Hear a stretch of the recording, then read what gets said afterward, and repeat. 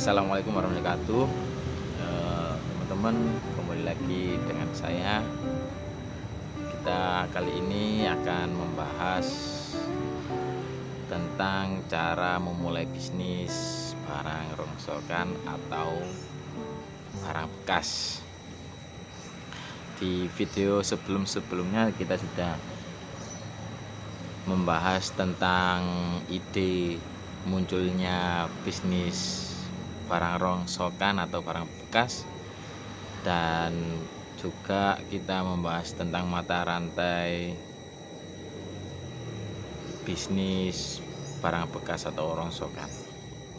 Kali ini kita akan membahas tentang cara memulai bisnis barang rongsokan.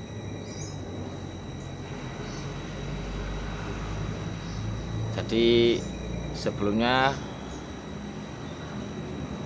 cara yang saya sebutkan atau saya bahas ini bukan keharusan atau atau harga mati gitu. Tapi bisa dijadikan referensi karena setiap orang punya situasi dan kondisi yang berbeda-beda.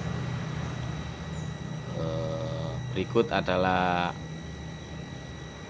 cara memulai bisnis barang bekas atau rongsokan bagi pemula.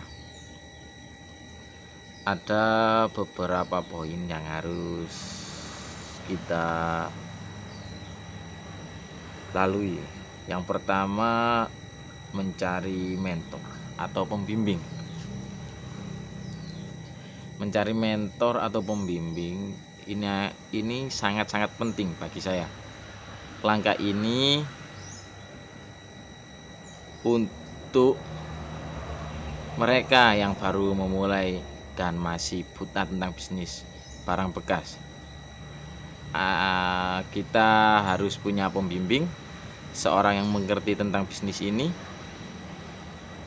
Akan lebih baik bila mentor kita tersebut juga merupakan pelaku usaha di bidang ini, di bidang rongsokan atau barang bekas.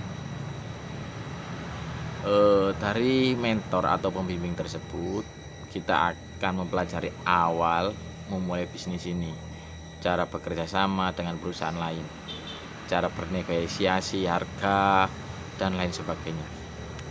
Jadi dari seorang mentor tadi kita bisa mengambil pengalamannya untuk kita jadikan referensi.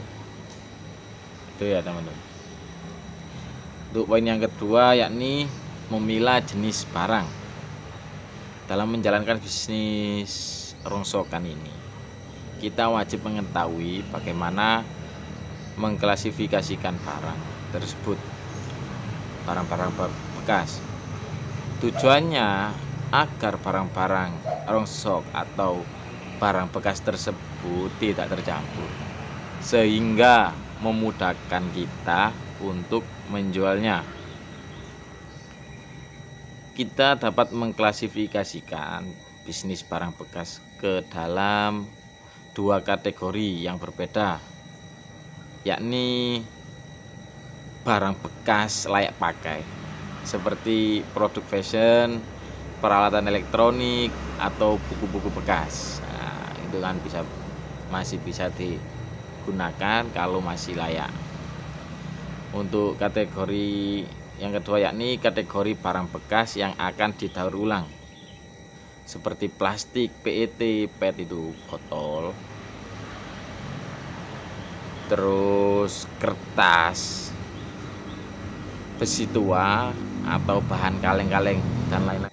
Sebagai contoh, Anda atau kita harus memisahkan barang bekas pakai dan barang untuk daur ulang.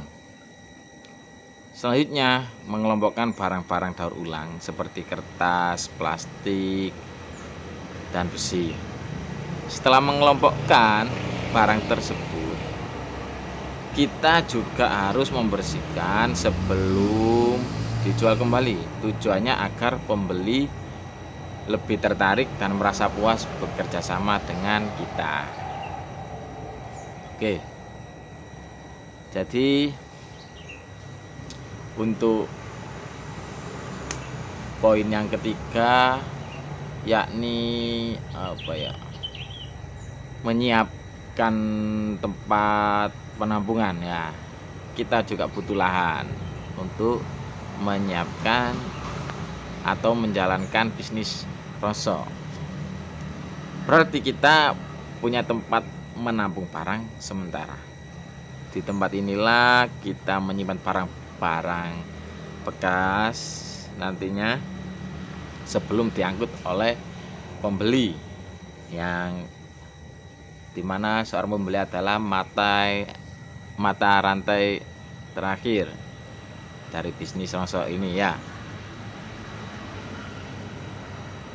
Dan lebih enaknya lagi, tempat penampungan ini harus mudah diakses oleh mitra bisnis. Jadi nantinya mitra bisnis kita akan mudah mengetahui lokasi kita.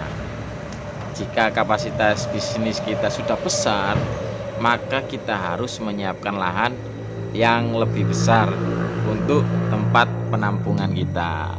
Gitu ya teman-teman. Yang keempat, yakni mencari mitra. Poin ini tergantung Anda di posisi apa pada mata rantai bisnis barang rongsokan ini.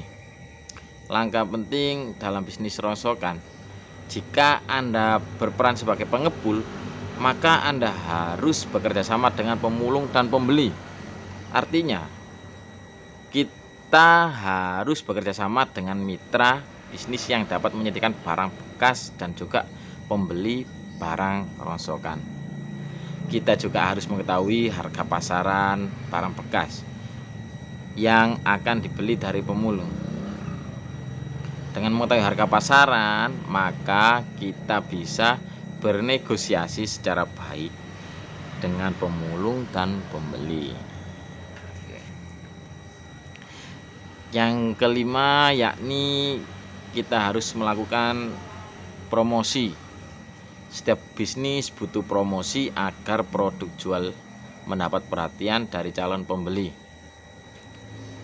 Ini juga berlaku jika Anda berjualan barang-barang bekas atau rongsokan. Bagaimana cara mempromosikan barang rongsokan? Mulai dari orang-orang terdekat Anda, misalnya keluarga, teman, sahabat, dan kerabat lainnya. Selain itu, Anda atau kita juga bisa memanfaatkan media sosial, forum, atau marketplace dan blog sebagai tempat pemasaran barang bekas milik Anda. Jadi itu tadi langkah-langkah kita dalam memulai bisnis barang bekas. Jadi teman-teman, mungkin cukup video kali ini. Semoga bermanfaat untuk kita semua. Dan untuk kalian yang mau memulai bisnis di bidang barang bekas atau rongsokan, tetap semangat, tetap giat bekerja agar kita mencapai tujuan yang kita inginkan. Oke, akhir kata dari saya, wassalamualaikum warahmatullahi wabarakatuh. Nantikan video selanjutnya tentang tips tambahan menjalankan bisnis barang bekas.